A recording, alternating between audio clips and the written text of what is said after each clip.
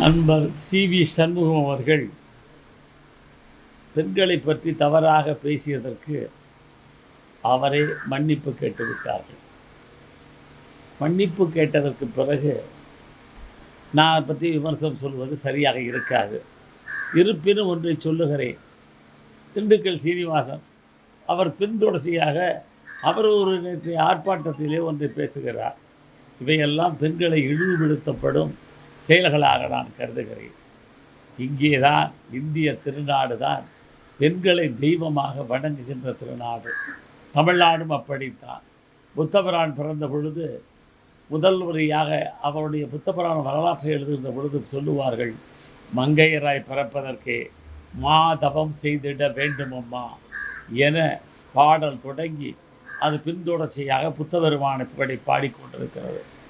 அதற்கு பிறகு மங்கையரை போற்றுவோம், மங்கையரை போற்றுவோம், மகளிரை போற்றுவோம், பெண்மையை போற்றுவோம் என்ற வள்ளலாருடைய வரிகள் எழுதப்பட்டது, எதிரொலித்தது கடலூர் மாவட்டத்திலே.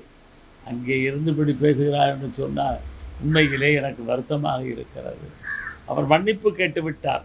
இது யாரும் அதை பற்றி கருத்து சொல்வதற்கு இயலாது. இருந்தாலும் பேசக்கூடிய பேச்சாளர்கள் ஒன்றை கவனத்தில் கொள்ள வேண்டும். இன்றைக்கு நான் இதை ஏன் சொல்லுகிறேன் என்று சொன்னால், எங்கள் இயக்கத்தினுடைய மாபெரும் தலைவர் தளபதி விஜய் அவர்கள் தன்னுடைய தேர்தல் அறிக்கையிலே ஒன்றை சொல்லுவார். பெண்களுக்கும் முதியவர்களுக்கும் குழந்தைகளுக்கும் இழைக்கப்படும் அனைத்து குற்றங்களையும் சிறப்பு நீதிமன்றத்தில் கொண்டு போய் விசாரிக்கப்பட்டு விரைவிலே தீர்வு காணப்படும் என்ற உறுதியை தந்திருக்கிறார். பெண்களை பாதுகாப்பதற்காகவே சிவகங்கை சீமையிலிருந்து வேலுநாச்சியார் படை அமைக்கப்பட இருக்கிறது என்பதை தெரிவித்திருக்கிறார். எனவே அப்படிப்பட்ட நாடு இந்த நாடு. இந்த நாட்டிலே பெண்களை இழிவுபடுத்துகின்ற செயலை எவரும் இனி முன்னெடுக்க வேண்டாம்.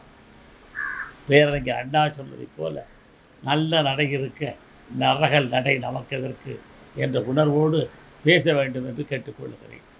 செய்திகளை உடனுக்குடன் தெரிந்து கொள்ள கீழ்கண்ட கேபிள் மற்றும் DTH நெட்வொர்க்குகளில் எம்நாடு செய்தி தொலைக்காட்சியை காணுங்கள். பாதகம் செய்பவரை கண்டால் நாம் பயம் கொள்ளலாகாது பாப்பா. மோதி மிதித்துவிடு பாப்பா, அவர் முகத்தில் உமிழ்ந்து விடு பாப்பா.